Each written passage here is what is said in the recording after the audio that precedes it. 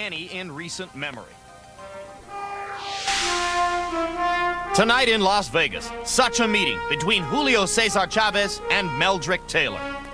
Both are 140-pound champions. Chávez, WBC super lightweight titleist, is regarded by many as the best fighter in the world. Taylor reigns as the IBF's junior welterweight champ and is seen as one of boxing's most exciting competitors. Neither man has ever suffered a ring defeat. Chávez, who has won at least 66 consecutive professional fights, has the longest win streak of any active fighter. Add Taylor's 24 victories and 1 draw, and these two warriors are undefeated in 91 bouts. And under pressure, both have risen to the occasion. Taylor's career best performance was in his first title fight against then-champion Buddy McGirt. Chávez has been tested 16 times in championship fights. 16 times he has willed himself to victory. But they differ in style. One is active, averaging 85 punches per round. Medrick Taylor suffocates opponents with rapid-fire flurry attacks. The other is accurate. Chávez lands at least half his punches, utilizing a sculptor's approach, chiseling away until each rock finally crumbles. These are the requisite elements of an unforgettable prize fight. Tonight, we bring you the unification of the 140-pound weight division between WBC titleist Julio César Chávez and the IBF champion Medrick Taylor.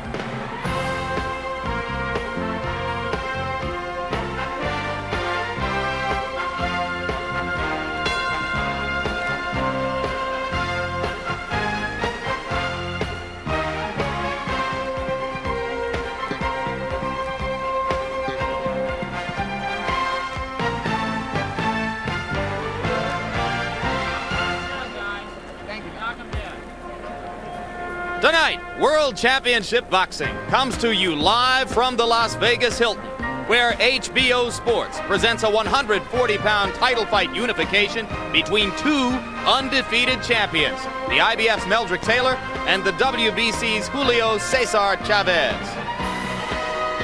Live in the indoor arena at the Las Vegas Hilton, which seats 9,300, which has been the scene of some of Julio César Chávez's greatest victories and toughest challenges, and has a crowd tonight populated by so many Mexican Americans, you might begin to wonder whether St. Patrick's Day is a Latin American holiday. A crowd whose participation in this fight will weigh heavily in the favor of Julio César Chávez.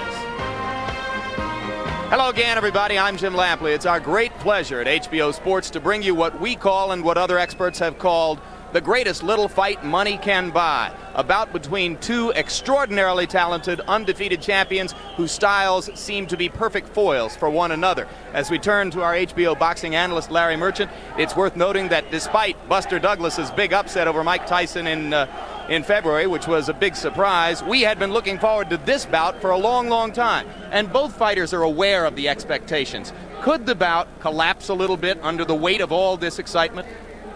Following Tyson and Douglas is like Holmes following Ali or Norville following Paulie. In Tokyo, Tyson and Douglas were supposed to be a little fast food sushi, and happily it turned into a 4-star banquet. This fight is supposed to be a 4-star banquet, so we might be disappointed if it turns out to be a little less. It's so appetizing because Chávez is one of the toughest fighters you'll ever see, and Taylor is given a good chance to end his 10-year winning streak. If ever there was a reason for great expectations, this is it. And of course, for all of those reasons, Larry, people within the sport have talked about this fight and looked forward to it for a long time and have filtered through their memories to find comparisons with past fights of historic significance. One of them, which pops up, is the first fight between Roberto Duran and Ray Leonard in Montreal in 1980. There were similarities, Ray, between Duran at that stage of his career and Julio César Chávez. There were parallels between you at that stage of your career and an undefeated Medrick Taylor. And what happened to you is that amid all of that excitement, you wound up fighting Duran's fight. Could that happen to Medrick Taylor tonight? Well, Jim, there's a parallel with Medrick Taylor and myself, because I've come to believe that sometimes the aura of the fight, the anticipate of the event itself, can be just as tough as the opponent. And for Medrick Taylor to be effective, he must concentrate. Concentration will be the key tonight. he must not allow himself to get tough and try to exchange punch for punch with Chavez. You spent a good deal of time with Meldrick yesterday afternoon. What's your expectation of his frame of mind coming into the ring? Jimmy appears to be very, very relaxed, very, very confident, but I tell you what, action speaks louder than words. We're going to see it very shortly. Of course, another bout to which this one has been compared is another that took place within the past decade. The first matchup between Alexis Arguello and Aaron Pryor. Here now, a closer look at the two undefeated champions and this great matchup.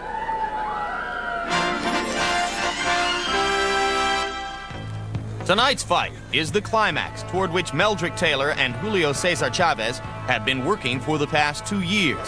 One of them will keep rising toward the pinnacle of the sport. Though he's won 3 titles and 66 consecutive fights, Chávez remains an aspiring superstar. Limited to the Spanish language, he's still a relative unknown outside his native Mexico. And on his behalf, Don King has fostered promotional campaigns and a brief attempt at an education in English. I must win this fight in order to achieve worldwide recognition. And to fight a champion like Meldrick Taylor and defeat him will help me achieve my goal. Meldrick Taylor was one of the less heralded Olympic boxing champions of 1984. Fewer fans noticed his march to a gold medal than, for instance, the exploits of Breland and Biggs. But Taylor has since become the most successful of the 84 Olympians. The Philadelphia native won the junior welterweight title in only his 21st pro fight. This is a good opportunity for me to show the world that I'm the best fighter out there at 23 pound for pound in the world. In a sport where contrasting styles make great fights, these two champions are perfect foils.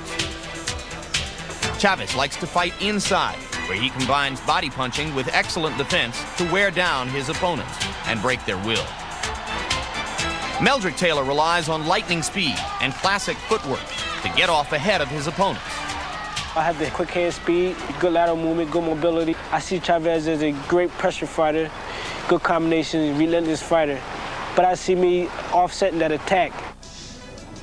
Boxing fans saw a similar matchup of junior welterweights 7.5 years ago. The Nicaraguan champion Alexis Arguello was like Chávez, a ring technician who held titles in several different weight classes. Aaron Pryor was like Taylor, an undefeated American champion who needed a major victory to propel him to worldwide recognition. There were 2 fighters that was the best in their weight class in their field. They had different type of styles, like this time here with me and Chávez. For the 90s, we have 2 young fighters with our whole career, life is on the line here, and we're going up against each other. Pryor and Arguello put their boxing lives on the line for 14 brutal rounds in an epic battle of wills. Combination by Arguello again, the uppercut and the overhand right. Back with another overhand right. Pryor smiles at him off the bell. Arguello trying to cover up. A smashing right hand. Arguello's helpless against the ropes. Arguello's hands to the side. It's over.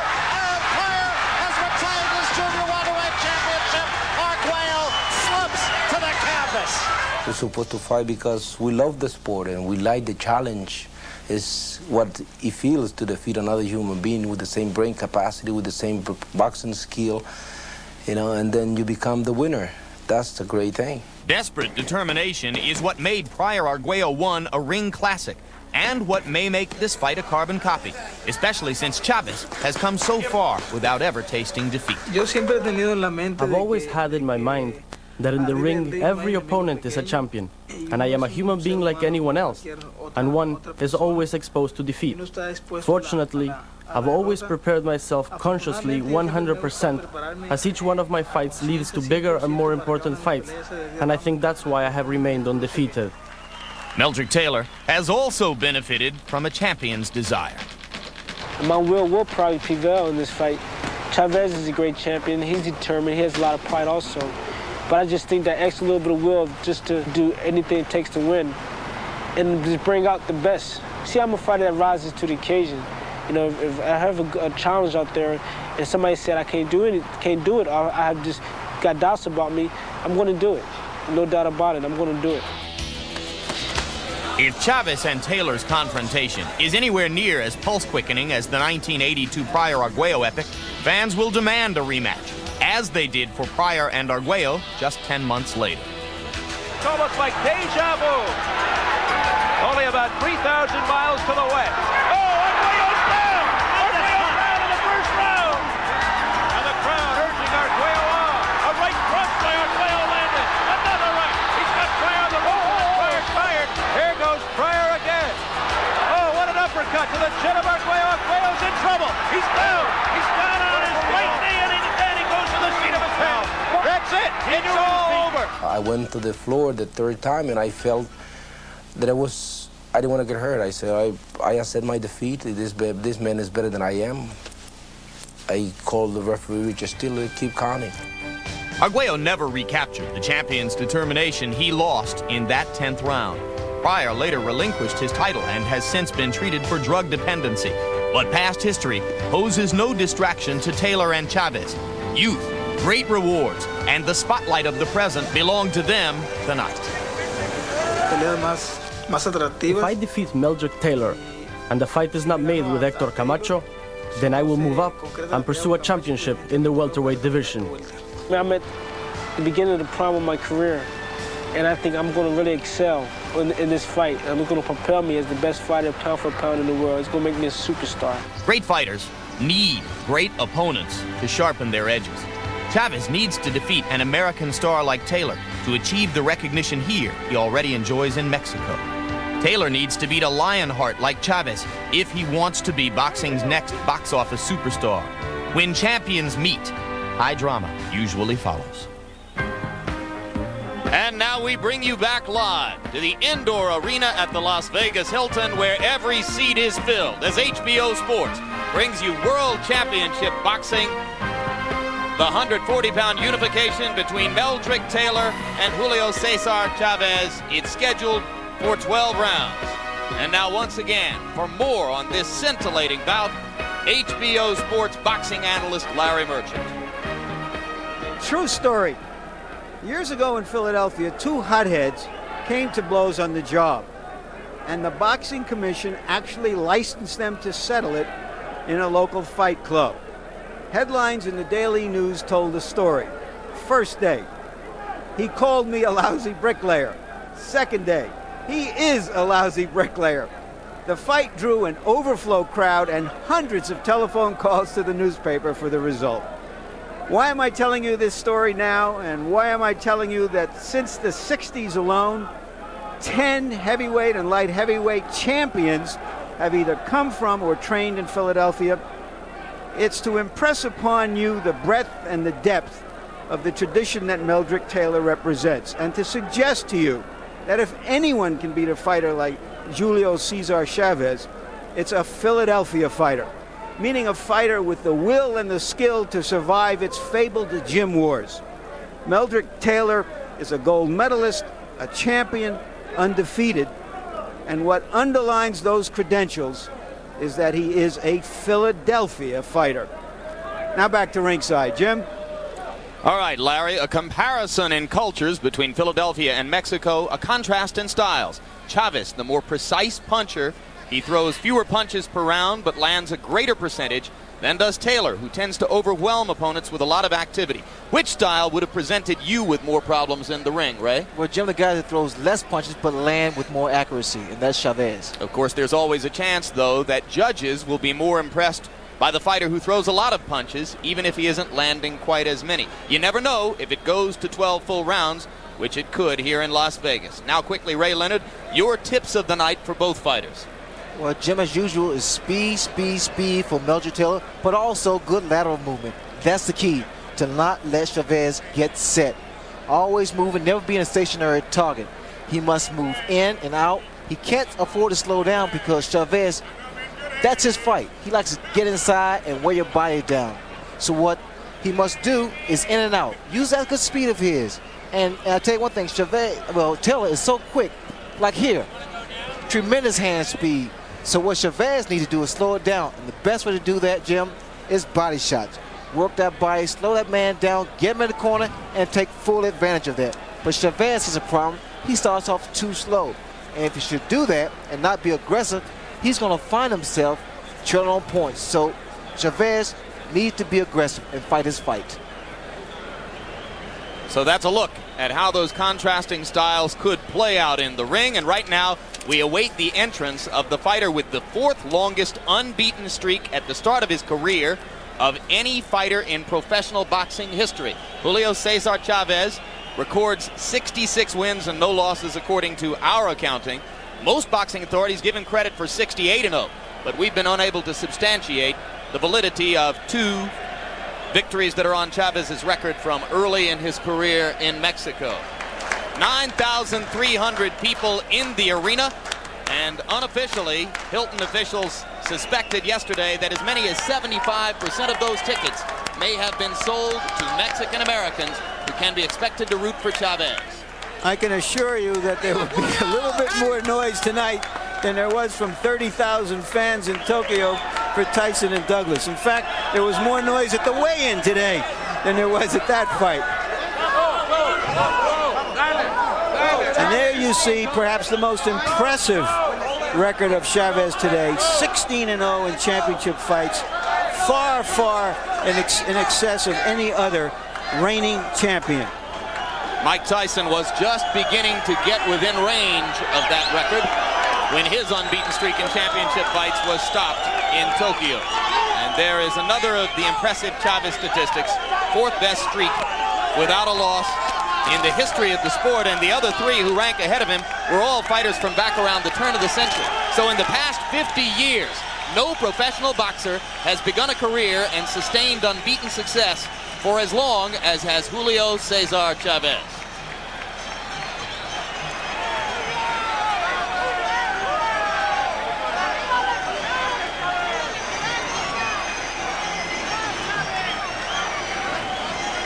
Chávez is about an 11-5 favorite.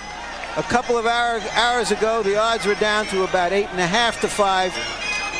But a lot of these Mexican fans have put their money where their hearts and even where their heads are. Seating on the floor here is flat, so there are many who have not been able to see Chávez as he approached the ring. And now the noise will begin to swell as he enters the ring and comes within sight of most of the crowd. 56 knockouts among the 66 victories which we at HBO give him credit for. If you make it 68-0, it goes up to 58 knockouts. And none of Chávez's past 12 fights have gone the distance. Which is sort of amazing, Jim, because he's not a knockout puncher. And he's been moving up in weight class during those 12 fights. Unbeaten champions from present-day boxing, and you can see none at 34-0 is a distant second to Chávez in terms of his unbeaten record. Virgil Hill up to 27-0 now.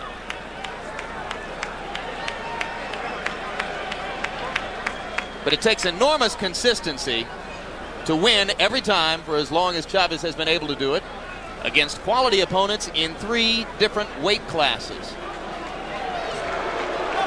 And now the familiar Lou Duva and his lieutenants will lead their charge. Medrick Taylor out of his dressing room. There is Lou filling the middle of the screen and screaming, "Where is the music?" Right next to Taylor, that's Pernell Whitaker, world lightweight champion. Put the music on! Already things aren't going the way Lou wants them.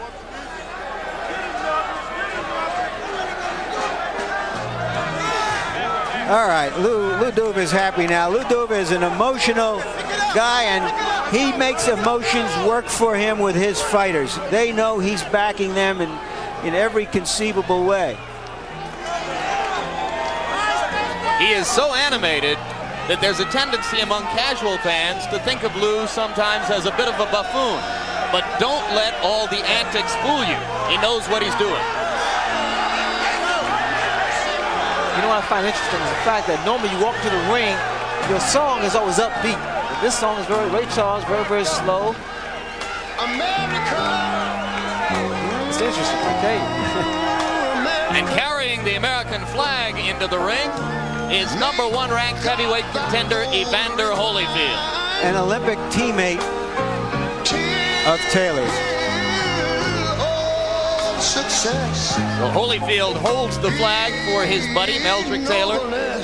This fight will also get the rapt attention of Meldrick Taylor's other Olympic buddies, Mark Breland, Bernal Whitaker, Terrell Biggs, Virgil Hill.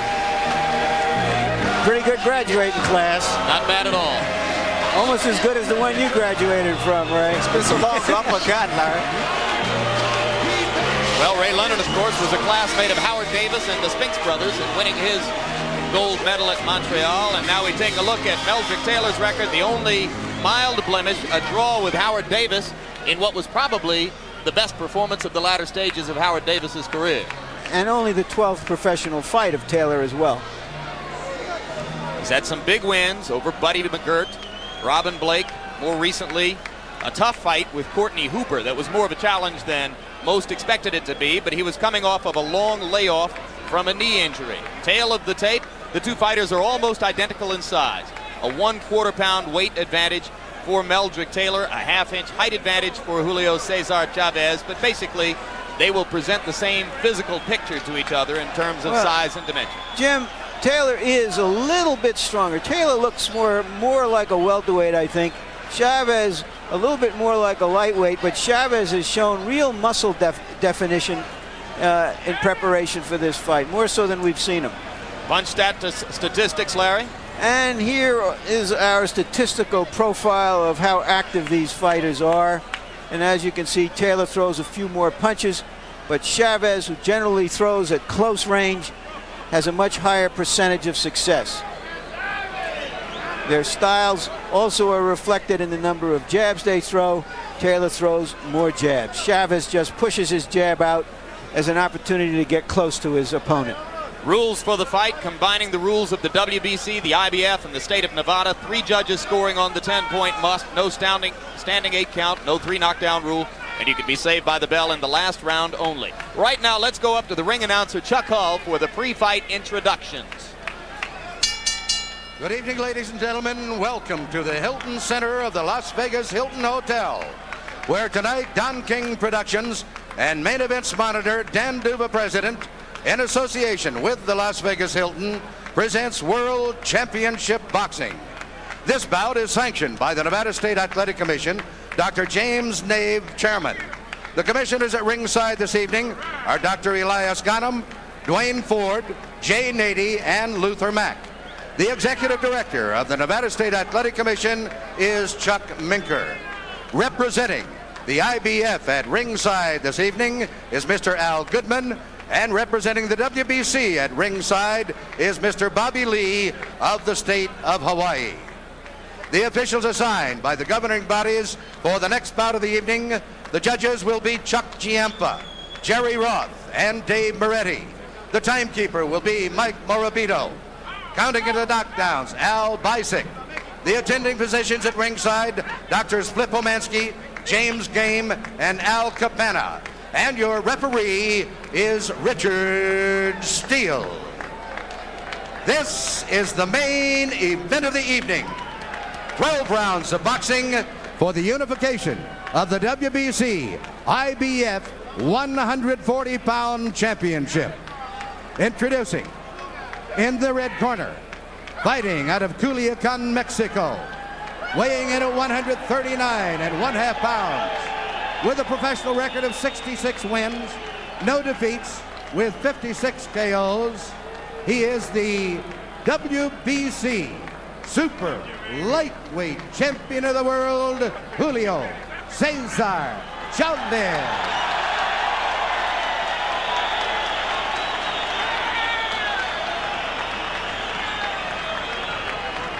And in the blue corner, fighting out of Philadelphia, Pennsylvania, he weighed in at 139 3/4 pounds. His professional record consists of 24 wins, no defeats, 1 draw, with 14 KOs. He was a gold medalist in the 23rd Olympiad in Los Angeles. He is the current IBF Junior Welterweight Champion of the World, Meldrick Taylor.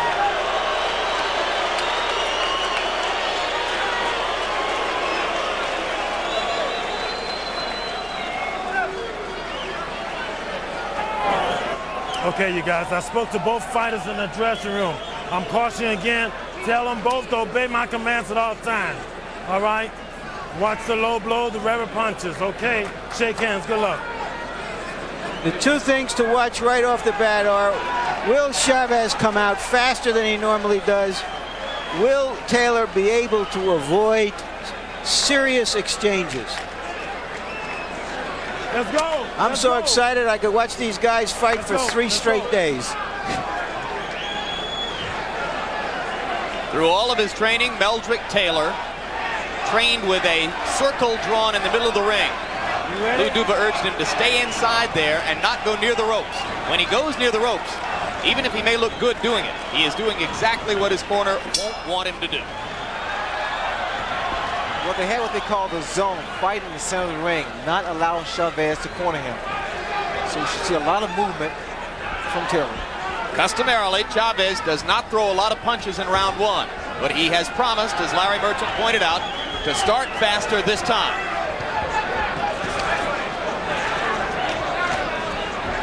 Taylor's a little tight here, but I noticed where his punches came out. They were not exactly smooth. Chavez scored with a left hook. A right in close by Chavez, but Taylor finished the exchange. This is the kind of fight that Chavez loves, that inside fighting. Likes to work the body. So what Taylor has to do is to maintain his boxing style. Just keep moving. Chavez's eyes are focused on the midriff of Meldrick Taylor. He is thinking body from the outset. Taylor with a left after he missed with a right to the body.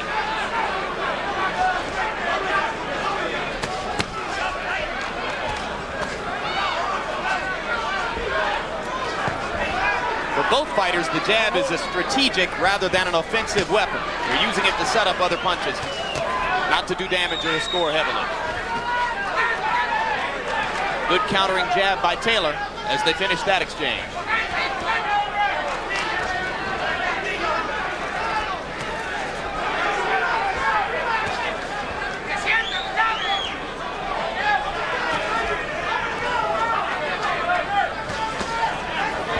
Chavez not really doing much. He's trying to see what Taylor has to offer. And then what he'll do, he'll pull on the attack. Taylor using his hand speed to land a little bit more frequently. One subtlety to watch if you have not seen Chavez before.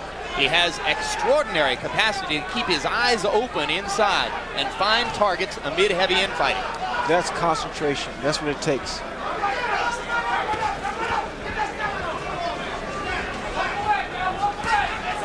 Right hand lead by Chavez. Taylor flurries in return. You see the in and out movement from Taylor. Gets inside, throws combinations, and steps back out. That's what he needs to do. Yep, just what you prescribed before the bout. So far, Chavez does not seem to have been markedly more busy than in past rounds 1. Probably something that is just constitutionally difficult for him to do.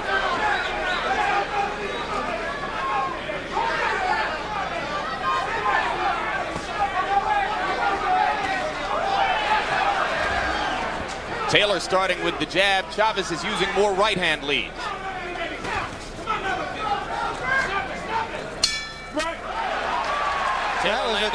That was a terrific round for Taylor. Well-disciplined round, and that's the key for him. He consistently beat Chavez to the punch. Let's hear Ruben Castillo tell us what's going on in Chavez's corner.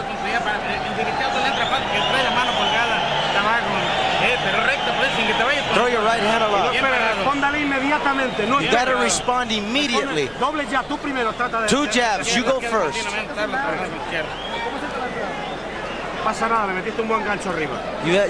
throw a good left hook. Work inside it. Don't get frustrated. Don't get excited. Yes, you have him in his belly. You understand? But just keep on making the little circle. When you get close, come on now. Let your hands go. Give me a little more snap on the jab. A little more snap. Come on. The most alarming thing from Chavez's point of view in that round is that he didn't land enough body punches. He must land body punches to slow Taylor down so that he can come on in the second half of the fight. Round one was a very busy one for Meldrick Taylor. He threw 96 punches.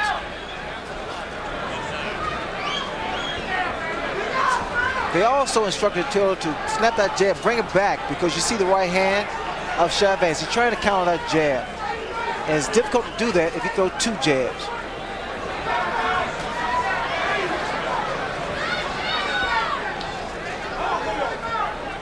Chavez still doing more looking than throwing.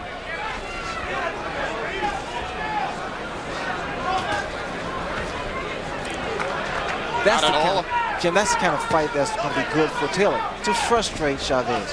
Make him look for him. Be cute. We've seen Chavez get off to this kind of start against much less talented fighters than Meldrick Taylor, though. He started slowly against Sammy Fuentes here in November.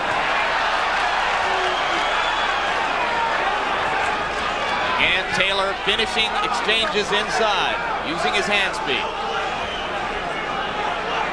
Some unorthodox targets. Trainer George Benton has urged Taylor to go for Chavez's shoulders and to hit him on the hip to distract him and throw off his rhythm. There he goes, hitting Chavez to the hip. The expectation of Taylor's camp is that he can get away with low blows to the side of Chavez's body. They trade a right and a left, and Taylor did more damage with his left hook. Taylor is bleeding in the mouth. Yep, it's dripping out from between his mouth guard. Good right hand inside by Chavez.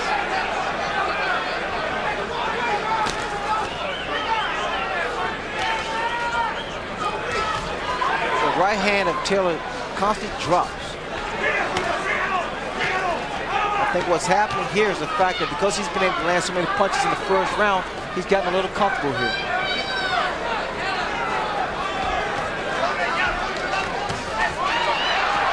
So far, Taylor has remembered to counter everything Chavez throws. How distracting could the little blood trickle out of the mouth be, right? Well, it bothers you because it has a tendency, to just taste bad. Plus, it hurts you, hampers your breathing. We've been told that Taylor had that cut inside his mouth during training. So it could be that an old cut has been reopened here. You see the right hand of Taylor, he's dropping it. Yep, and Chavez is throwing over the top of Taylor now, beginning to land with more consistency. Right hand leads, doing the damage for Chavez now. A solid left inside. And the crowd begins to heat up as Julio César Chávez turns up the pressure.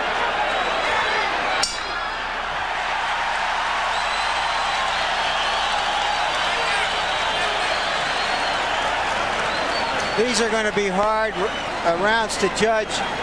Taylor controlled that fight until that round until the last 10 seconds. How do you score it? You're too fast now. You understand what I'm saying to you?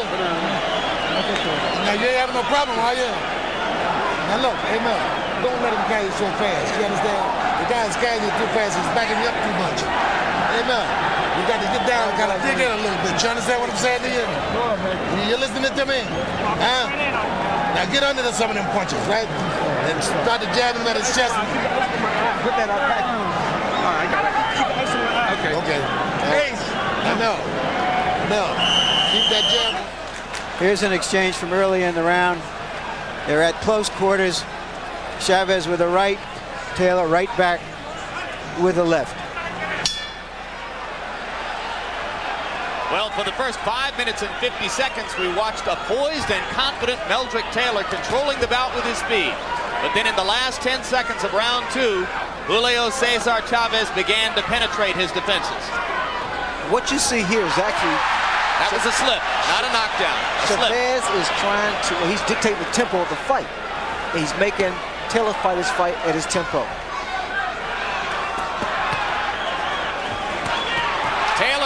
A vicious right hand. Chavez seems unmoved by it. One of Chavez's extraordinary capacities is his ability to take a punch, and he has already taken some solid blows here.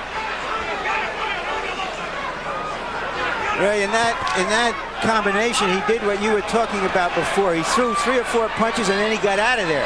But he didn't linger. That's true, Larry. That's the key to the fight for Taylor, is get in and get back out, and not sit there and exchange punch for punch. Because what happens also is it wears you down when you're inside like this. Chavez loves to get in close, body his opponent off, and fire the left hook. He did it successfully just about 10 seconds ago. Taylor still throwing far more punches. He threw more than twice as many punches as Chavez in round 2. But typically, Chavez landed more than half of the blows he attempted. Keep him up.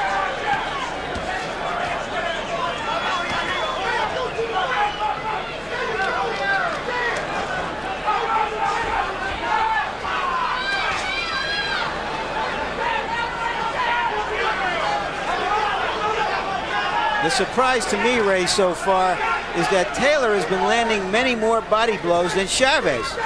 And that has been Chavez's most effective punch. And I tell you, that's Chavez's forte, the body shots. In fact, he's abandoned that, and he's trying to out-jab Meldrick. Because of his speed, Meldrick is starting and finishing most exchanges. This is another very good round for Meldrick Taylor. They're fighting in the zone in the middle of the ring. Chavez lands a solid right hand. But you see the frustration on Chavez's face. He can't get set. Now, whether or not Meldrick can keep up this tempo is yet to be seen. Meldrick trading uppercut for uppercut and landing more effectively than Chavez.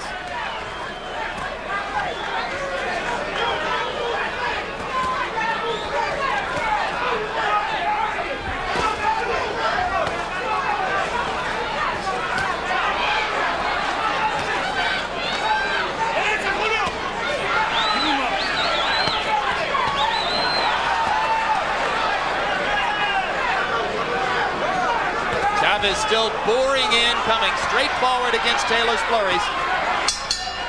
A solid right hand at the bell for Julio César Chávez, but it was another round in which Meldrick Taylor swarmed him with violent activity. Keep it going like that, you understand? Harold Letterman, our unofficial official, how do you see the fight? Larry, 3-0, 30-27 favorite Meldrick Taylor based on clean punching. And for the life of me, I can't understand why Julio César Chávez doesn't take a step to the right, because Meldrick Taylor goes to the left all the time and Chavez doesn't cut the ring off.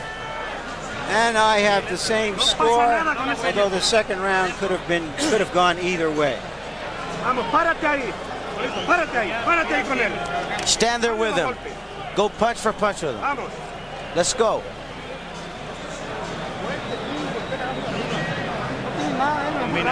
He doesn't have anything. Throw combinations. Go to throw a right hand. Throw a good right hand. We talked before this fight about Taylor allowing that Philadelphia fighter ego to get in the way of a disciplined fight. He stayed disciplined, and Chavez, it seems to me, Ray, is the one who has gone away from what his strength has been. And that's the body attack. In fact, it's very impressive with Meldrick Taylor thus far. He's been boxing, he's been moving in and out, and every so often he gets inside and throws a few punches. So if you expected the typical Julio César Chávez slow start, maybe you've gotten that. Or maybe he simply hasn't been able to get started against the overwhelming activity of Meldrick Taylor. In the first 3 rounds, according to PunchStat computations, Taylor has thrown 287 punches to only 116 for Chavez.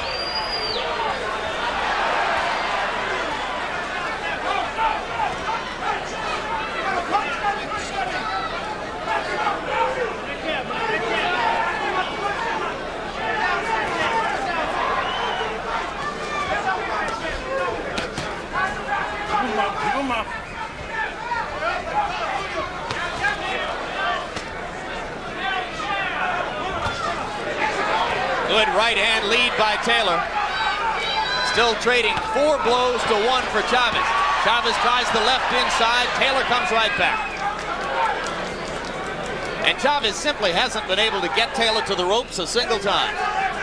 Taylor's combination inside is so fast, he can get him off and get away. But what happens sometimes, he has a tendency to stand up, and he's very vulnerable for a counter. But as long as he's moving, Jim, he can win this fight in fine fashion. Now get out. Solid left hand by Taylor, and he moves back out. Another successful exchange. The promotion for the bout, Ray, called it thunder meets lightning. And there was a good straight left by Chavez that snapped Taylor's head back. in that characterization, Chavez would be thunder and Taylor lightning. But there are a lot of people who think that Julio is not a powerful puncher up here at 140 pounds. Well, we'll see that. I mean, quite naturally, he's not been landing the kind of punch he's landed at the lighter division, but he still punches so well in there. He's been knocking people out, but not down. It's always been an accumulation of punches. So conditioning will be a factor here also. To clarify what I said, Roger Mayweather and Sammy Fuentes ended their bouts on the stools in their corners, not flat on their backs on the canvas. Chavez simply wore them down. Watch your head. That's what he's going to have to hope to be able to do here against a Meldrick Taylor who in the first 4 rounds has gotten off to a fast start and would appear to have built an early lead on the scorecards against the man who is 66-0 coming in.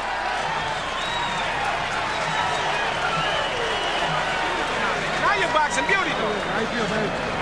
Huh? You can come on with the ice. Come on. What's that ice? What's that ice? I'll take this.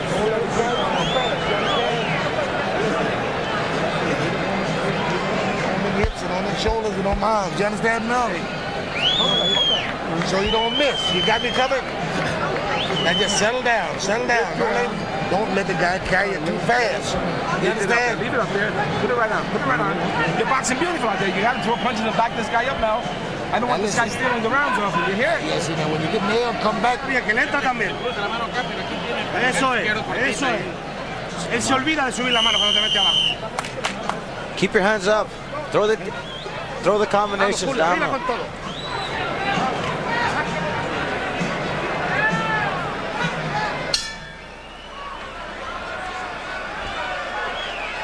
Well, Ray Leonard, would you say a near-perfect performance so far from Meldrick Taylor? It's a very good performance by Meldrick Taylor. He's been doing what he needs to do. Boxing, just boxing, using speed. Chavez now bullying Taylor into the ropes. And maybe you see some frustration there. Chavez is getting hit a lot. The madder Chavez gets, the easier fight is going to be for Meldrick Taylor. And Taylor has gotten away with a lot of low blows. He's landed a bunch of them, and Richard Steele hasn't said a thing.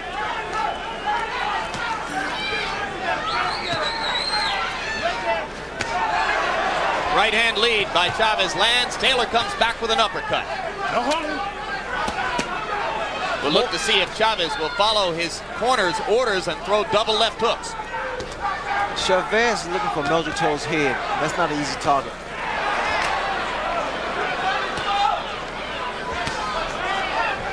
Don't hold him, shit. Chavez fighting like a bull now, trying to just body Taylor off to make punching room. Taylor throwing punch after punch, though, to keep Chavez occupied. Chavez appears to be looking for one particular punch. You see Meldrick Taylor using both hands. The dilemma for Chavez, at least partially, is that it's hard to play offense when you're playing defense every second. Well, the hand speed of Meldrick Taylor is so blinding. The first thing that Chavez wants to do is block the shot. And in doing so, he doesn't retaliate. Chavez landed a glancing right hand inside. Taylor wasn't disturbed by it.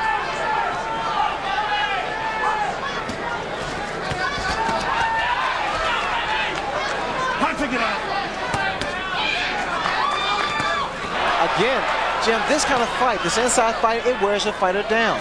And again, Taylor, I must stress, Taylor would do better going in and going out. I mean, although he's landing some pretty combinations, he would do better by getting his punches in and then backing away. Is he getting overconfident?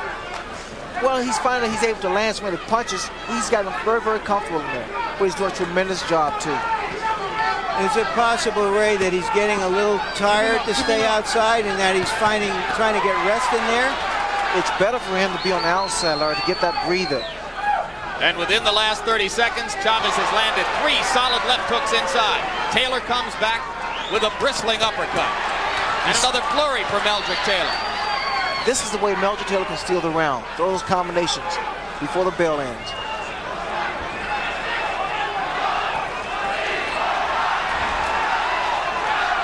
Chavez boring in with a left and a right, and Taylor begins to move again.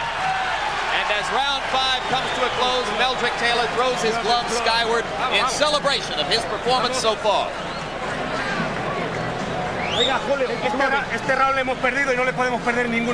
We've lost this round. We cannot afford to lose any more rounds. Throw punches with him. Don't wait for him. Throw punches with him. You're better than him, Julio. You can't demonstrate nothing. You don't have to. Throw punches until he falls on his bottom. Don't wait, Julio. Throw punches. He's inflating, Julio. Borderline, okay? Going one way or another. When you get inside now, you don't let him out hustle you on the inside now. You understand? Okay. Give him one more circle right here. Give him one more circle. Look at the disparity in punches thrown. It sounded almost like desperation already in Chavez's corner. I don't know if I can read into their minds, but it seems to me they were saying, you're fighting his fight, you're trying to outbox him, you're trying to be a little too cute. You got to go after him. Everyone expected Taylor to get off to a fast start, the conventional wisdom of this fight.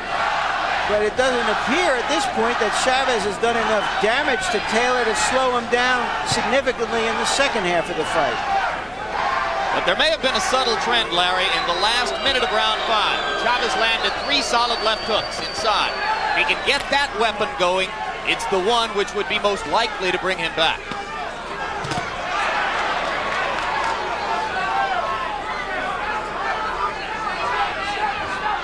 Taylor still exchanging to the body effectively. They trade punches inside, and Meldrick seemed to wobble for just a second. But now he comes back throwing.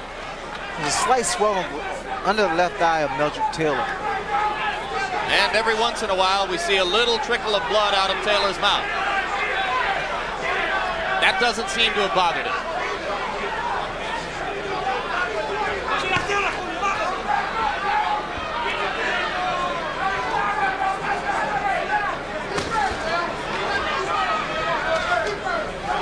Left for left, Meldrick misses with a right and a left.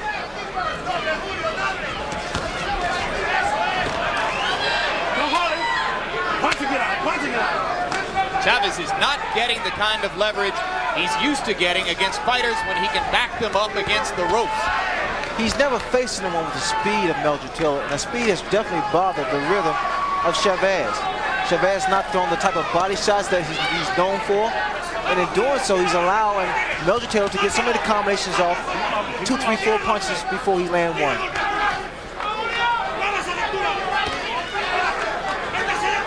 Taylor moving better now than in round 5, throwing the jab from greater distance.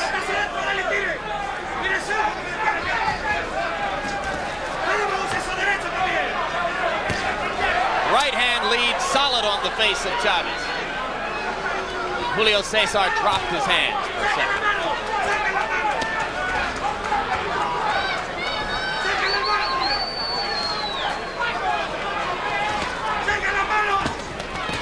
This is a masterful fight with Meldrick Taylor. He's doing everything conceivable to offset Chavez. He's even closing the inside exchanges, and that was supposed to be Chavez's forte. Chavez off balance, reaching in, uncharacteristic. Lunging with the right hand lead. Taylor beginning to dance and shuffle. And for the first time, Richard Steele tells Taylor to keep his punches up. But not before he'd landed about 20 low blows. In Chavez's corner, the last round, they said he's getting inflated, which I interpreted to mean he's getting a little full of himself, a little cocky. Well, off of that round, he had every reason to be cocky. Now, don't let him carry you too fast. Settle down a little better. You got me covered? Now you're coming back now. You're coming back. You're starting to feel good. Harold, we're halfway through this. How do you see it? Larry, I've got Meldrick Taylor winning the fight overwhelmingly, 6-0, 60-54 on points based on clean punching and ring generalship. Julio César Chavez just can't seem to go to the right and cut off Meldrick Taylor when Taylor goes to the left, and Taylor's out punching him, and that's all there is to it. It's all Meldrick Taylor. I have Taylor pitching a shutout too so far, but somehow I doubt that the judges will see it quite that way. This is the part of the fight. They are all Chavez Nevada judges. Usually starts to take over. That's right. It is from this point on that he has done his most damage in the past. But tonight, Chavez, who normally lands upward of 50% of his punches, is down in the 30s. So he has not been as effective as he expects to be. Solid left hand by Meldrick Taylor, and Chavez showed you there his incredible ability to take a punch. Watch the life in the legs of Meldrick Taylor. Still a lot of bounce. And that gets back to the fact, Ray, that Chavez has not done damage to the body like he usually does. He hurt Chavez just then. Chavez buckled. Chavez is damaged by the first minute of this round, in which Taylor has landed at least 3 solid left hands. Chavez appears to be totally discombobulated here. He's not throwing combinations. He's not throwing body shots. He's looking for that one shot to the head. I think at this moment he may just be trying to clear his head. I got to brag a little bit, guys. I've been telling my friends for days that Meldrick Taylor would win the first 6 rounds of this fight, and I agree with you, Larry, and you, Harold. I think he has. Let's see if the rest of my prediction will come true. I don't feel that confident about that now. The way this fight is unfolding, it appears to me that if there is a knockout, it will be, and I've never said this, as far as Taylor's concerned. You never dreamed before the fight you'd be saying Meldrick Taylor could knock him out, right? Because Taylor is the boxer, and yet he's out-punching and outscoring Chavez. Well, his plan coming in was simply to win 1 round at a time and be totally happy with a 12-round decision. He would appear to be well on his way to that.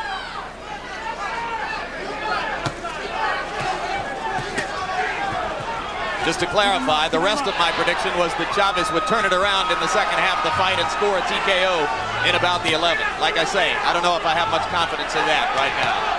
Taylor still blistering Chavez inside. Meldrick Taylor's getting his entire body behind his punches. He's not really known to be a big puncher, but here he's getting a lot of leverage behind the left hook of his.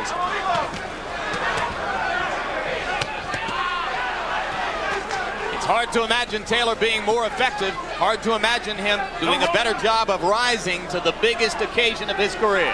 When 2 guys stand toe-to-toe like this and throws this kind of punches, normally one guy goes down. Because fatigue has definitely set in with both fighters. They've thrown a lot of punches, more so with Meldrick Taylor. Punching it out. Solid left hook inside by Taylor. Chavez continues to try to come back with the left of the body. But he is not hurting Taylor.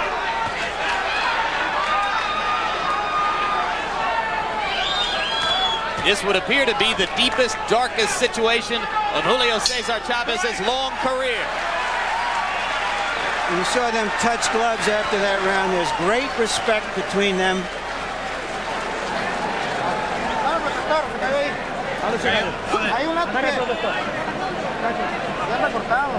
He's cut. They want to put water in his trunks.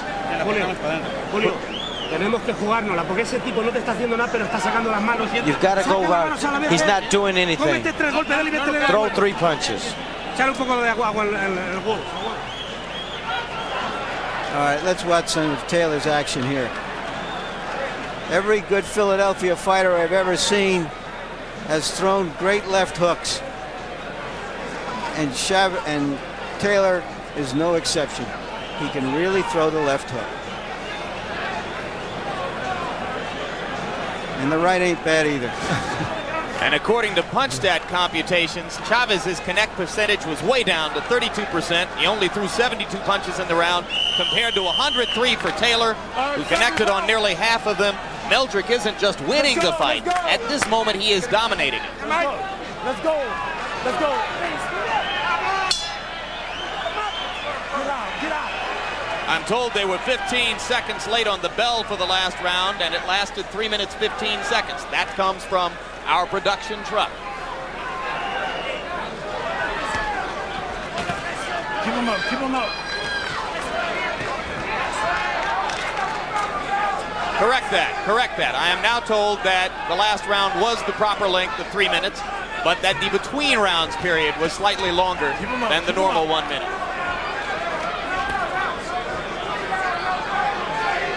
So let's not say there have been any major irregularities or cast aspersions on the great professionals here in Las Vegas who control boxing and who sit next to me.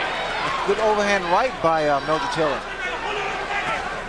Taylor has controlled this entire fight, so what he needs to do is maintain that concentration and keep fighting this fight here. It's the perfect formula.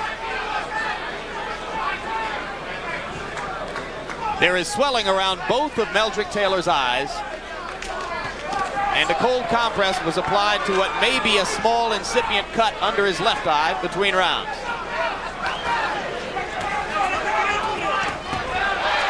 Chavez landed a left. Taylor flurries furiously in return. And when have you seen Chavez at the end of an exchange like that moving backwards? Not very often. This is a whole new experience for Julio César Chávez. A sign that I see here, Jim, is the fact that Chavez is not pressing the attack. He's more apt to move around, and Chavez does not fight this. This is not his fight. Which suggests that Taylor has driven him off, that he doesn't want to pay the price. A right and a left by Chavez, and more blood comes out of Taylor's mouth. Taylor begins to flurry with the left again. This is dramatic stuff. You're seeing a young fighter at the very top of his game against one of the greatest to have fought in the last 20 years. And if there was any doubt, Ray, as to whether Meldrick Taylor would fall prey to the pressure that you succumbed to in Montreal when you fought Roberto Duran's fight, it's been just the opposite. He is forcing Chavez to fight his fight. He is far more poised than I was for my fight with Duran back in '80. A lot of concentration here. Great left hook by Meldrick Taylor, and Chavez again backs up.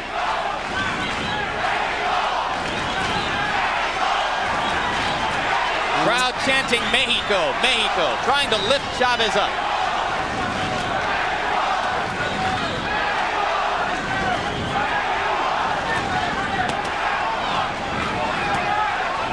I like to see those double left hooks thrown by Meldrick Taylor. Throws them very, very well.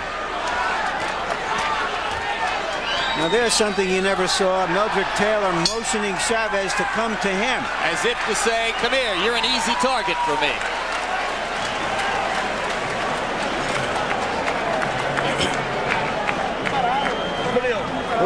Julio, está usted muy parado, échele corazón. You're standing too straight up. Do it for your family. Give it all your heart. Let's go. Esta se nos ha puesto fea, pero vamos a poner los cojones ahí. You gotta put everything you've got. Tire lo que tenga, por el amor de Dios, Julio.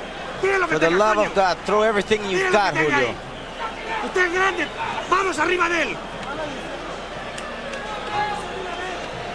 And there you see Taylor with his quicker hands. He beats Chavez to the punch and to the counter punch.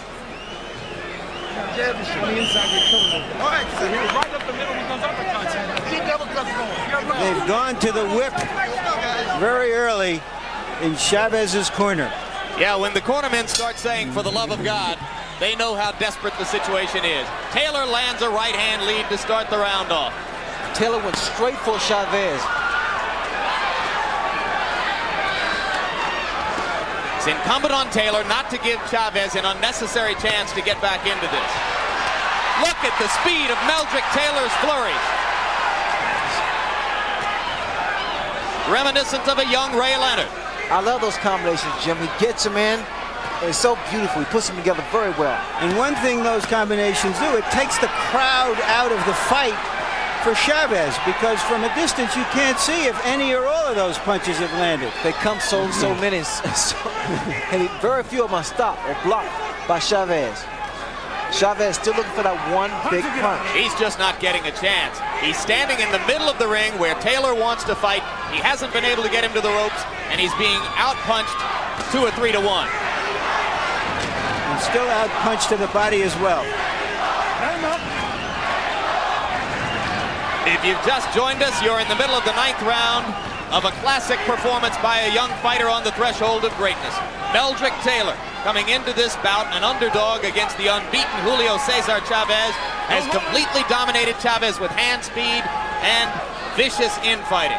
Taylor may well have won every round. You know what I see now, Jim, is the fact that Taylor's coming out on top, fighting inside.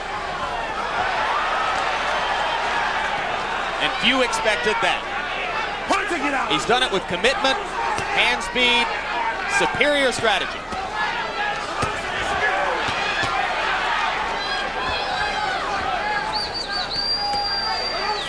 I've seen more body shots thrown by Taylor than I have by Chavez. And the left hook to the body is supposed to be Chavez's great weapon. Taylor landing at will with the left hook inside, Ray. It's a credit to Chavez's remarkable chin that he does not appear to have been wobbled. Blood now from Taylor's mouth and nose, but nothing is slowing him down.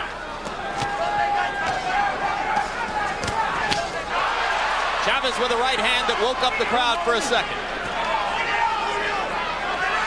Medrick has answered everything like that in the bout.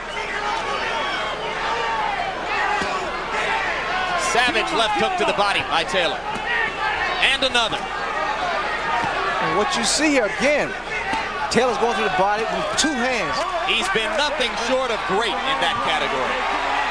And finally, Richard Steele gives Taylor a serious warning about low blows. Look at slightly rejuvenated Chavez steps in and lands a right hand.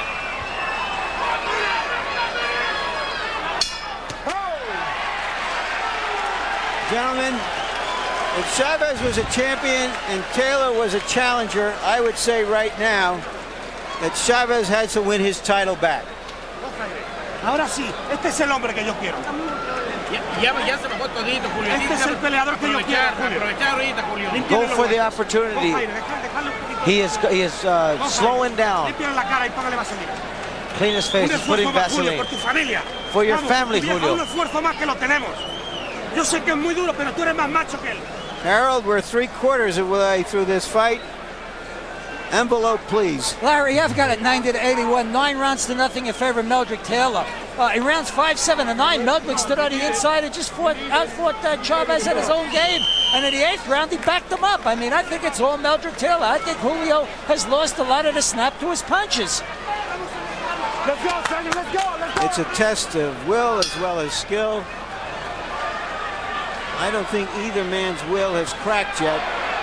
In every round so far, Taylor has thrown more punches, landed more, effectively dictated the strategy of the fight. I see here when Taylor's telling me that he can block the left hook to the body with his arms. He's doing a good job of that. He's carried out George Benton's game plan to perfection. Whoa, beautiful combination. Trading punches inside, and Chavez again seems to wobble slightly as Taylor lands at will. Brilliant stuff from Medrick Taylor. Chavez on the verge of going down. Now he smiles as he slips a punch. Incredible fight by Medrick Taylor. This man is in shape because the tempo of the fight and the combination he's been throwing. And Chavez, the great body puncher, is reduced to headhunting. Taylor has to watch out. I'm seeing him being hit by these left hooks. He needs to watch out for those shots.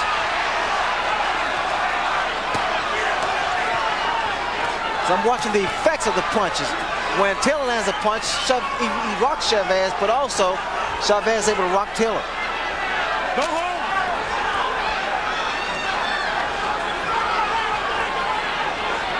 Taylor beginning to look more the worse for wear than the action of the bout would have led you to believe, though. Blood again from the mouth and the nostrils. Both eyes beginning to close. Chavez is coming on. Watch the legs of Taylor. They don't seem to be too steady here. Now this is normally, Jim, when Chavez goes to that combination to the body and back to the head. Taylor again rocking back with 2 left hooks against the attack to the body. What a heart Taylor's shown tonight. Answering everything Chavez can throw with heavier stuff of his own.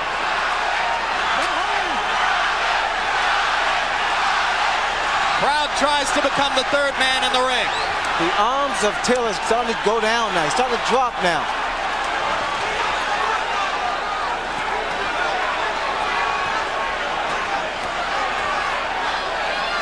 Both men are displaying so much heart here.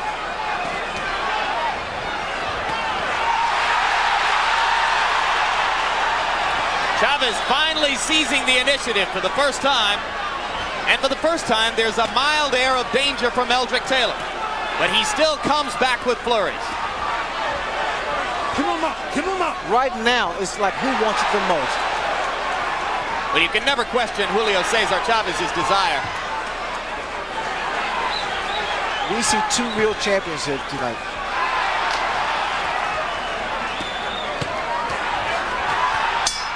The combinations by both men. Meldrick Taylor, incredible. It doesn't get a whole lot better than that, guys.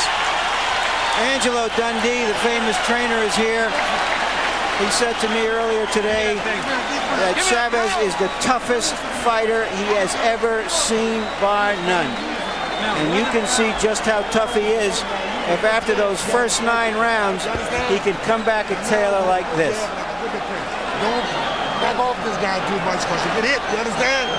Huh? You all right? Take a deep breath, man.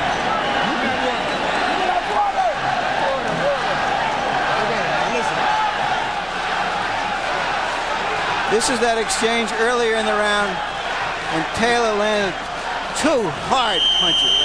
Stiff left followed by a stiffer right. Major league stuff.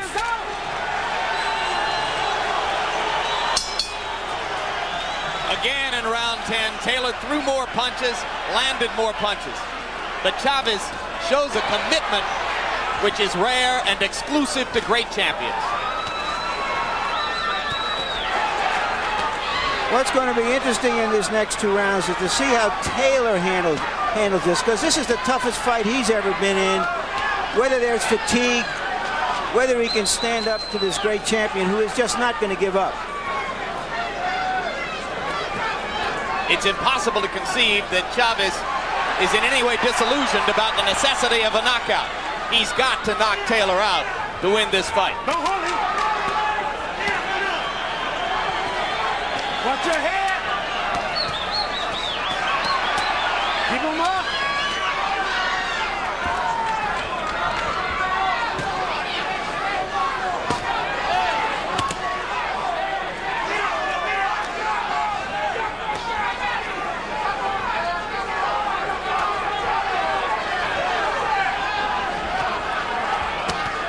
The best punch of Taylor is the left hook. Look at it, 3-4 left hooks at a time.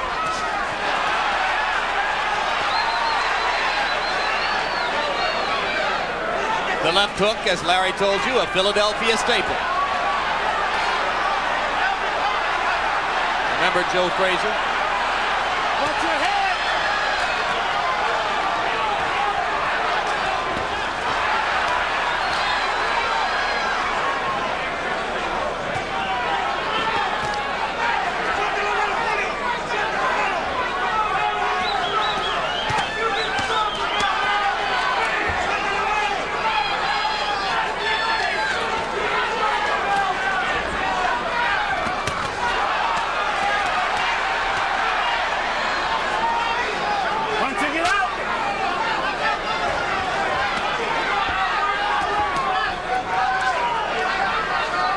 It has been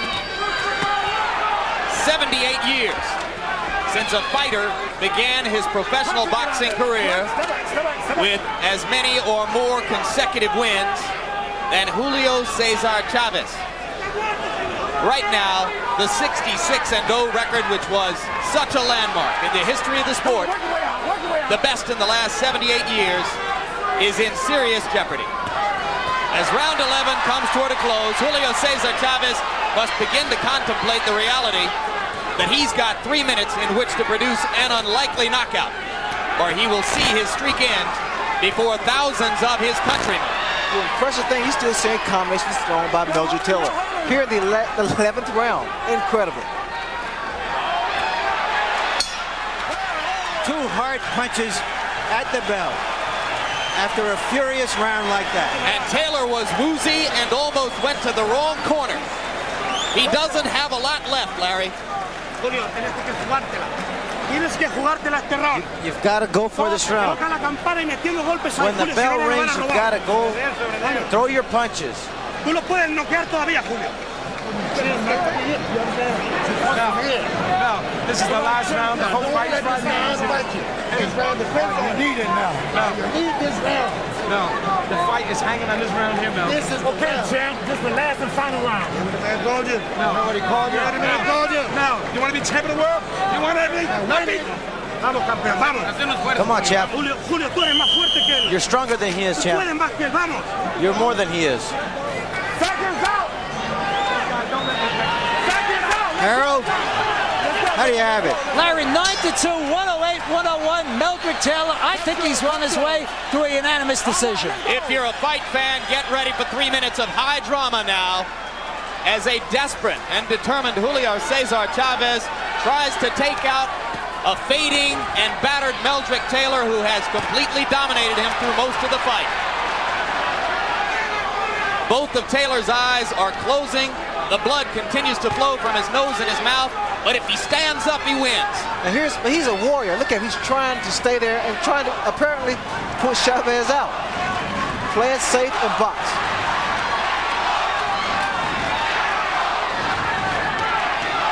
Meldrick Taylor said before the fight, he'll take me to a higher place.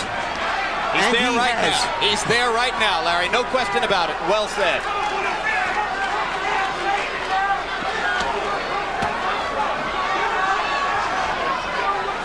Get out. That is a tired Meldrick Taylor slipping to the canvas. 2 minutes to go. Maybe 2 minutes left in Julio César Chávez's historic unbeaten streak. You would expect the aggression to be with Chavez. It's more so with Taylor. He's feeling like he's behind on points. Well, they're both tired.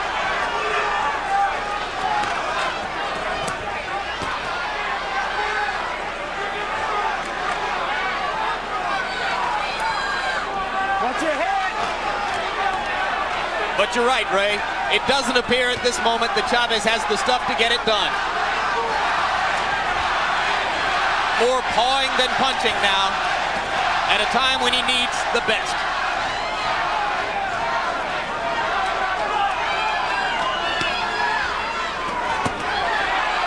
Another solid left hook from Meldrick Taylor.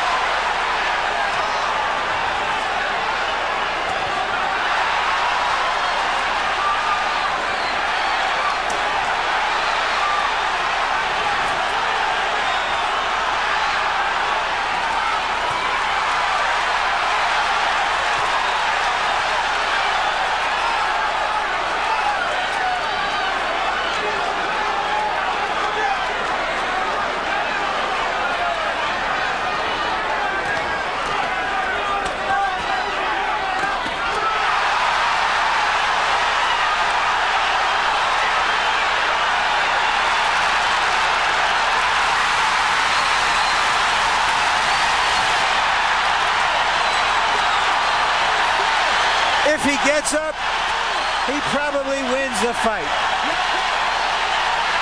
I can't believe it.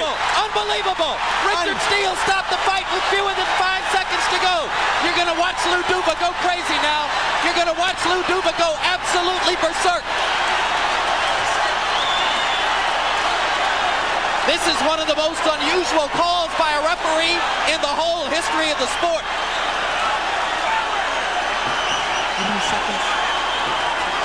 5 seconds left. I cannot believe they stopped that fight. From the point of view of Chavez, it is one of the most dramatic comebacks in the history of the sport. Larry, the official time will be 2:58 of the 12th round. He knocked him out with 2 seconds left.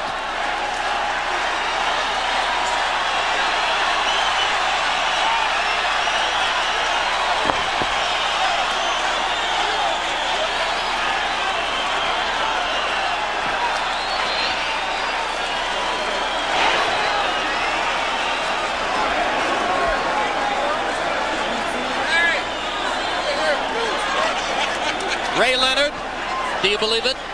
I can't. I really can't. Richard Steele is regarded by most as the best referee in the sport. He has really put himself on the line. Harold Letterman, your response. Jim, the last round is the only round that you can be saved by the bell.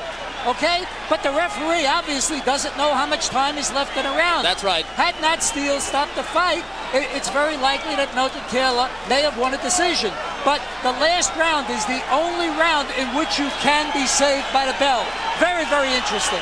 So if Richard Steele didn't stop the fight, Chavez would never have thrown another punch.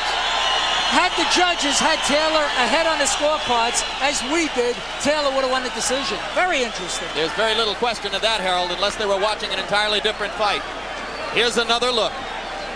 It was a solid right hand thrown by Chavez, his desperation punch, if you will, because throughout the whole fight, Meldrick Taylor fought an impressive fight.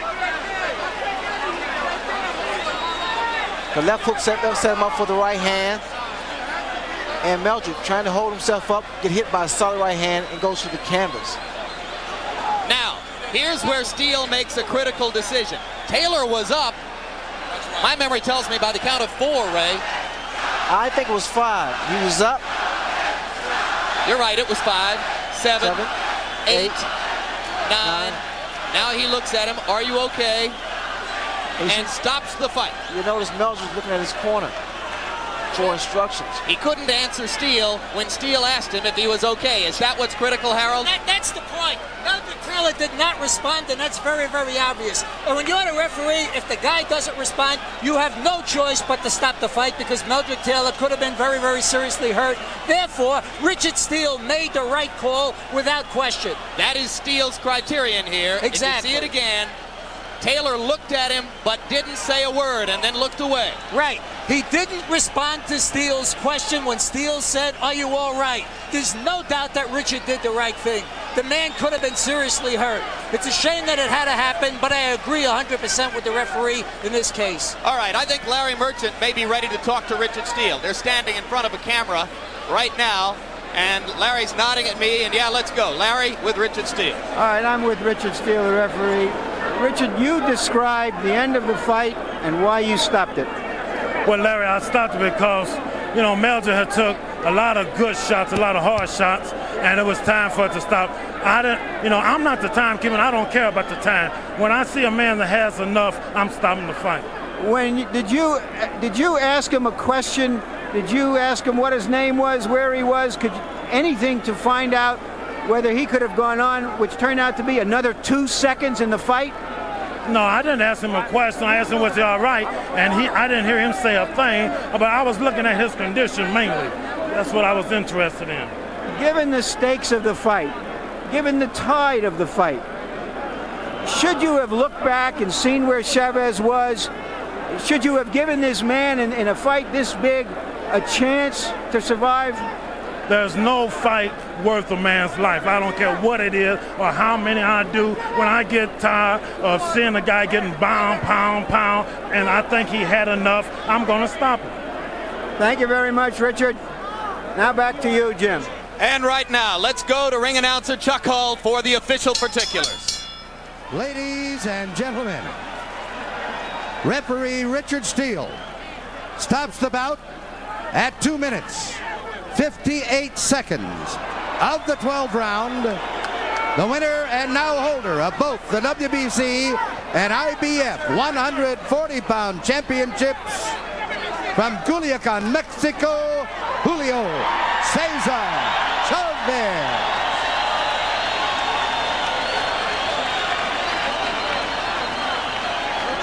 And there's a look at Chavez, and Larry Merchant is with him. All right, Julio, give us your idea of what happened at the end of the fight. Darles la idea que tú tienes de la pelea, de la última parte de la pelea. Lo que piensas tú. Bueno, realmente me sentí cansado, la verdad, sinceramente. He felt really tired. I felt very, very tired, to be real. Mi pelea, Meldrick Taylor es un gran peleador. Meldrick's a great fighter. Es un peleador muy rápido e inteligente. Very, very intelligent fighter and very quick fighter. Se merece otra oportunidad. He deserves another shot. Did you think you were losing the fight and would lose it unless you knocked him out in the 12th round? Si tú crees que estabas perdiendo la pelea y la única manera de ganar era por nocaut. No, yo sabía que la pelea estaba muy pareja, cualquiera podía ganar. I think he thinks the fight was still a close fight. What was so difficult about fighting him? ¿Qué era lo más dificultoso de pelear a él? Es un peleador rápido, inteligente, le tiras un golpe y te pega 3 golpes. He says a very intelligent fighter, very quick fighter. He'll throw 3 punches, and he'll throw 1 punch, and he throws 3 punches back. Julio, is that the toughest fight of your life? Is he the best fighter you ever fought? El mejor peleador que has peleado. Sí, él es. Medrick Taylor sí es uno de los peleadores más fuertes, más duros. Yes, he's one of the toughest fighters. And you think definitely that there should be a rematch? ¿Sí crees que debe haber una revancha? Yeah. Thank you very much, Julio. Great fight, great comeback. Julio, okay for the camera. Jim? All right, thank you very much, Larry. And just to set the record straight about what was at stake when Richard Steele made the call to stop the fight, our information from the Nevada State Athletic Commission is that Meldrick Taylor would have won a split, not a unanimous, but a split decision. One of the judges had Chavez ahead, but 2 others had Meldrick Taylor winning the fight. So Richard Steele, in effect, prevented Meldrick Taylor from winning a split decision by stopping the fight when he did. Harold Letterman has already offered his opinion, Ray, that it was an entirely justifiable decision. What do you think? It's a horrible scenario because it was just 2 seconds away from winning or unifying the division. And I think that with Richard Steele, the referee, he's a very competent referee, and he was doing what he felt was in the best interest of the fighter. There's not too much more that needs to be said, Jim. Let's give credit to Chavez for what has to be seen as another of his long string of incredibly willful and courageous performances. He had to come up with something in the last minute of the fight, and he did. Well, it was a complete shutout up until like 2 seconds before the round was over. And Meldrick Taylor fought the most perfect fight I've seen in boxing. Tactical, strategic, he did what he had to do to really nullify Chavez. This defeat will do nothing to diminish the reputation of the great Meldrick Taylor. And Larry Merchant is with him right now. All right. Meldrick, give us your version of what happened at the end. Did you get any kind of signal from the referee asking you how you were? Do you think you could have gone on? The fight was 2 seconds in the 12th round. There's no one in the world in hell that he should have stopped this fight. Me leading on the scorecards going into the last round. I got hit with a good punch. I went down. Here, let's say it here. You got hurt by a right hand. Describe the rest of us. But I got here, I was exchanging. I should have stayed away from it because I was leading. He caught me with a lucky punch right there. Combinations. And I basically should have closed the gap in between. He caught me with a right hand. Okay, I took the shot. And I got up. He didn't say anything to me. He didn't say, "Are you okay?" Count. He didn't give me no kind of directions in the corner. And he just stopped the fight. I looked at him. See, he's counting. All right. Asked me was all right. Yeah, he's still look. He's nodding his head at him. He said, "I'm okay." He's nodding his head at him. You're telling him you're okay. Yeah, look at that. Look at that. Look at that. He's nodding his head at. You're all right. I'm at Chavez and said, "I'm okay. I'm okay." Then he just stopped. All right, Lou Duva, manager and co-trainer. Lou, what was your view of that? Should he have stopped the fight? He says, I don't know what time it is. All I know is I've got a hurt fighter in front of me. I don't want him to get hit anymore. Bullshit. I don't believe that there. He got up. He started to pick up the count. At 6, he got up. And he kept talking to him. And you'll see him, look at the photo again, and you'll see Meldrick nodding at him. And he was okay. And forget about it. He didn't know the time. They got to give the guy a chance. It's a title fight. He wasn't getting hurt out there. You're saying, Lou, that the referee should, in a fight of this magnitude, somehow take that in consideration, especially Absolutely. What's gone on up till now. Absolutely. The fight was a great fight. Both fighters were great out there. Let the fighter fight out there. He must have had some semblance of how long it had to go on there. But the kid got up. He got up at 6, and he counted 6. Take a look at the photo, and you'll see it at 6, Larry. It wasn't at 9. It wasn't at 10. It was at 6. He was up, and he was looking at the referee. Let's see if we can take another look at that. Fellas back in the truck. Right. Here it is. Watch when he gets up. Watch when he gets up. Now watch what the count is when he gets up. Wobbly or anything. Watch his fingers. See his fingers? Now it's 7. See it? Now it's 8. Now it's 9. Right? Now he's looking at him. Now he's not stopping the fight without even giving the kid a chance. Come on, for Christ's sake. That's baloney. Did you think you were ahead in that fight, and why were you successful up until that moment? Well, I know I was ahead because I threw a lot more cleaner shots, a lot more flurries. And leading to the last round, I got a little careless. Was trading his punches and stuff, should have stayed away with the jab. But still, the fight was that good that it should have went to 12 rounds, and it was just premature that he stopped the fight like that, you know, of his magnitude. You know. Just let me get this straight one last time. When you were up, and you were up at about the count of 5, actually, because it was when he counted 6, he was looking straight in your face. Did you try to signal him in any way, I'm okay, or did you just assume that you were going to go on and finish the round? I nodded and said, yo, I'm okay. Then he looked at me and waved his hands. I couldn't believe it. I believe he was stopping the fight. You'll see him nodding out there, Larry. If you look at that, you'll see him nodding when he's over there. At the count of 6, he's nodding at Chavez congratulated you on a great fight, and almost the first words out of his mouth was, he deserves a rematch. Do you want a rematch? I most definitely want a rematch, because this fight should have been mine. This should have been in the basket. I had leaned on the scorecards, and then it was premature that Richard Steele would do something like this and start the fight under this false pretense like this with only a few seconds left in a 12-round fight of this magnitude. And I had a clear conscience. I got up to count of 6, okay? And I grabbed the rope just to keep my balance. And it counted 8, 9, 10. I looked at him, and 9 minutes I'm ready. Then he just stopped the fight. He was ready to go out there, Larry. I don't understand it, Larry. Thank you very much, Meldrick and Lou. Back to you, Jim and Ray.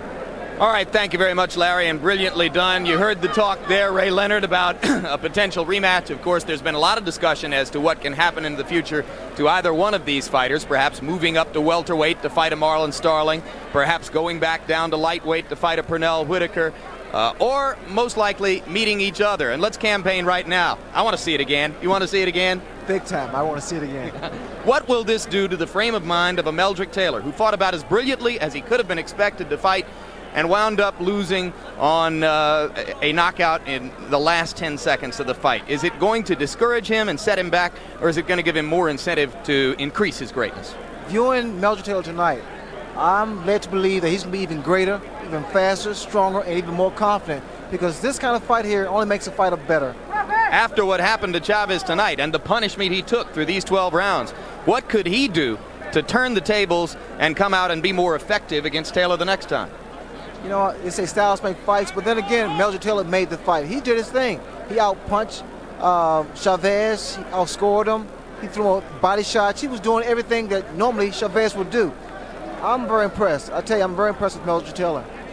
All right, thanks very much, Ray. It was a brilliant bout. We're going to be talking about it for a long time. Larry Merchant, you've seen a lot of things in boxing, but this one writes another new chapter. Who gets the credit? Who gets the blame? Well, first I want to say, is this just the start of the 90s? I don't know if I could stand this anymore between Tyson and Douglas and Chavez and Taylor.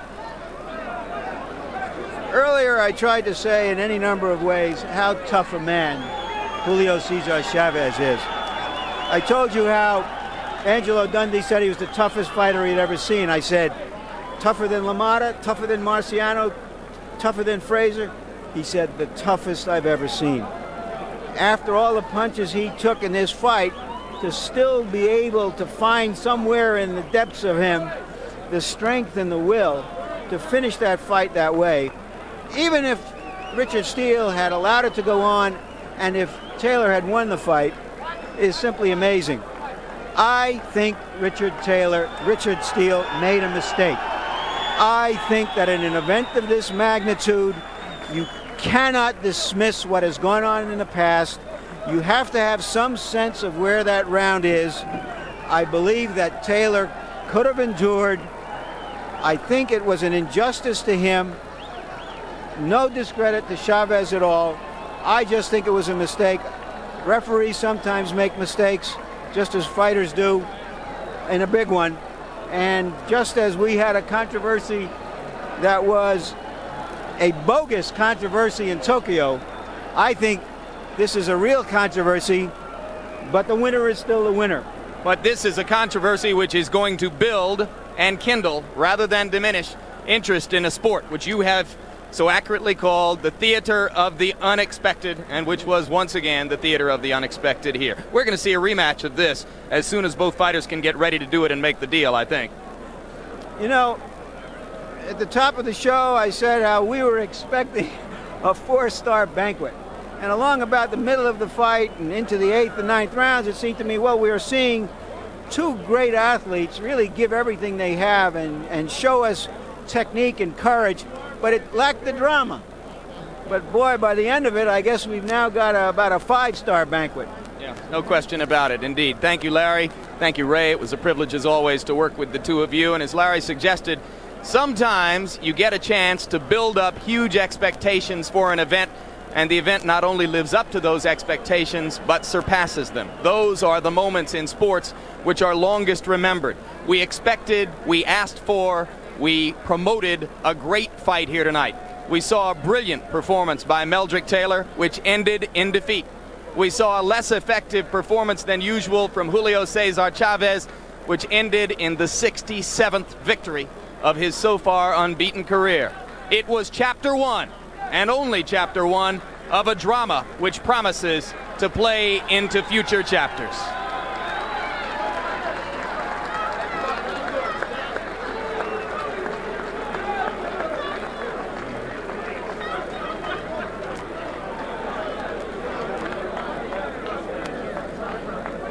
Two minutes, 58 seconds of round number 12.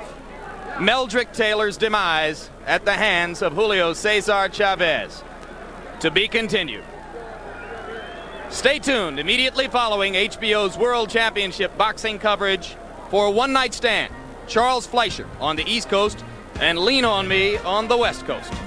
And be sure to join us April 14 when HBO Sports will present an IBF middleweight championship fight as Michael Nunn defends his title against the WBC welterweight champion Marlon Starling. So now for Larry Merchant and Sugar Ray Leonard, I'm Jim Lampley saying so long from Las Vegas. The executive producer of HBO Sports is Ross Greenberg. Tonight's fight was produced by Rick Bernstein and directed by Mark Payton. The feature producers were David Harmon and Brian McDonald. The replay producer, Michael J. Whalen. The assistants to the producer, Kendall Reed and Kirby Bradley. The production manager, Russell Gabay. And the technical supervisor was George Wenzel.